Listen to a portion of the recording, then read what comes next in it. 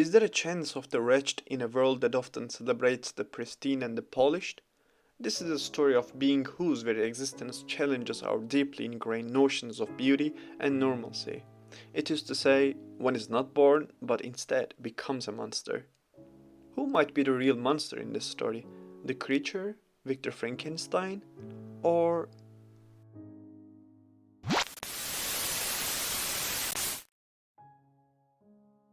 So Frankenstein, written by Mary Shelley in 1880, is about this big clash between two main characters.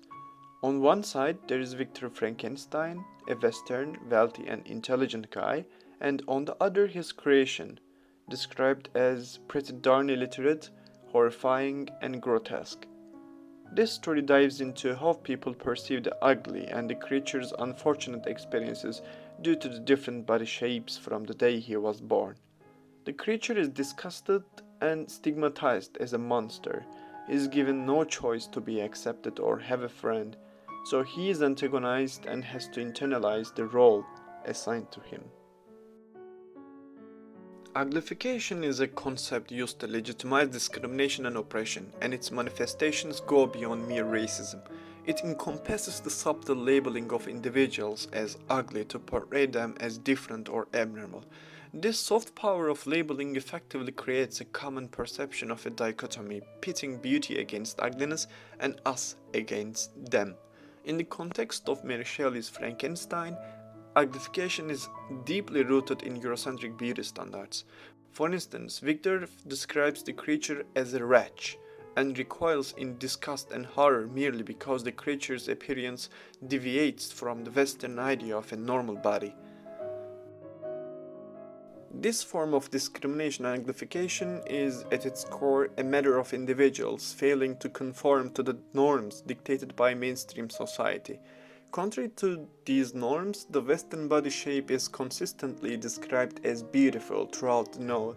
Take, for instance, William, the youngest member of the Frankenstein family, who is portrayed as the most beautiful little fellow in the world. His lively blue eyes, dimpled cheeks, and endearing manners inspired the tenderest affection. The descriptions of Frankenstein's adopted sister and his wife, Elizabeth, further exemplify the glorification of Western beauty standards with her hazel eyes, rich dark, auburn hair, fair skin, and slight yet graceful figures. Thus, beauty aesthetics are socially constructed by describing the other as ugly and the West as beautiful, with stereotypical representations that lead to labeling as evil. There is no particular illustration of Victor, but he is defined as, not as the other travelers seem to be, a savage inhabitant of some undiscovered island, but a European. The creature does not fit into the norms of Western society, so he is isolated, discriminated against, demonized, and victimized. He is created. It can be interpreted as the ugliness is created in order to celebrate the own kind and have a feeling of superiority with a comparison. As the concept of Orientalism is created by the West, not to understand the Orient, but mainly to trivialize and create a dichotomy. Whatever the West has a good characteristic, the Orient has the opposite. The creature says, I ought to be thy Adam, but I am rather the fallen angel, whom thou drives from joy for no misdeed. Everywhere I see bliss, from which I alone am irrevocably excluded. There is an allusion to the Abrahamic religions here. Fallen angels were created to obey God, conform to the principles and be a proper creation, but they did not obey. They were nonconformists. For instance, Lucifer was created as perfect in beauty and blameless. Afterwards, wickedness, which is not obeying God in this context, was found in him, and he attempted to commit violence and sin. Therefore, God punishes Lucifer, his creation, and casts him into the hell. Like the fallen angels in religious texts, Frankenstein's creature was initially created as beautiful, but is deemed ugly because of his appearance. The novel highlights how labeling and discrimination based on appearance can lead to exclusion and demonization of individuals who don't conform to the Western ideals. The situation of the creature is similar to Lucifer. While he looks for a friend and proves his benevolence with many deeds, the villagers and other people have excluded, terrified, or pelted him. After these situations, in his encounter with the Creator, he says, "Hateful day when I received life. Cursed Creator, why did you form a hideous monster that even you turned from me in disgust? God, in pity, made man beautiful and alluring after his own image, but my form is a filthy type of yours, more horrid from its very resemblance. Satan had his companions, fellow devils, to admire and encourage him, but I am solitary and detested." The marginalized experiences the labeling as ugly, then he internalizes that discourse.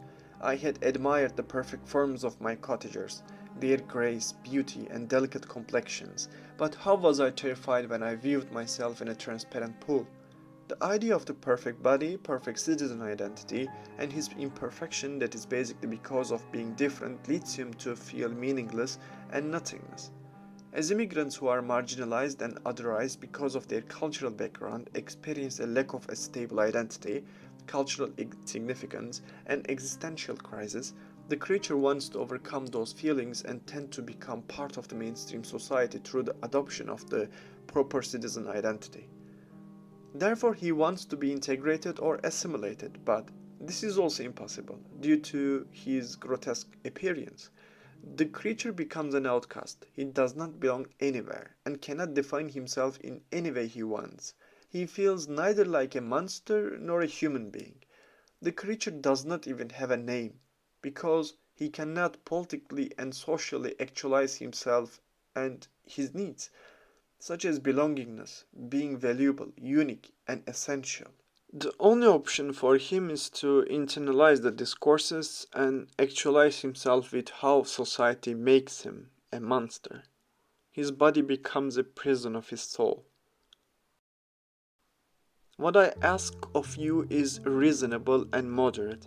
I demand a creature of another sex, but as hideous as myself. The gratification is small, but it is all that I can receive, and it shall content me. It is true, we shall be monsters, cut off from all the world, but on that account we shall be more attached to one another.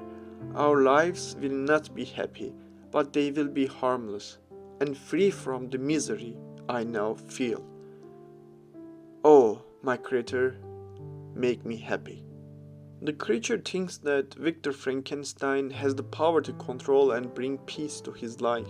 Thus he wants to escape from all this suffering and meaninglessness by being with someone like him and speaking with his creator about it.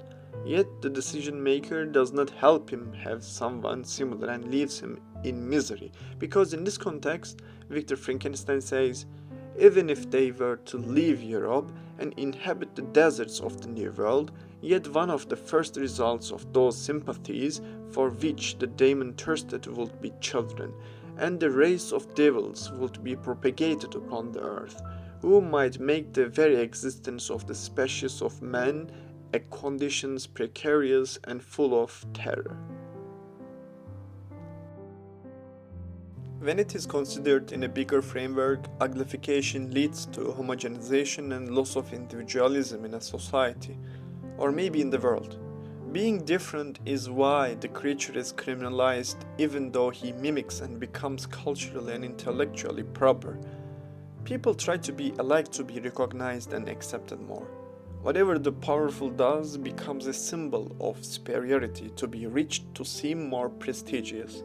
However, the ones who cannot change their physical shape due to material or moral reasons are attempted to be marginalized. Therefore, ugliness can be regarded as another inferior qualification for discriminators or ableists, as persons can be discriminated against just because of not having a normal physical appearance.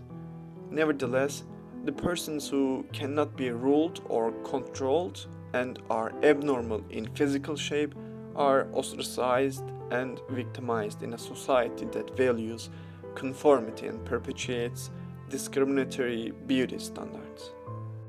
I'm curious about your thoughts on this matter. Please mention them in the comments.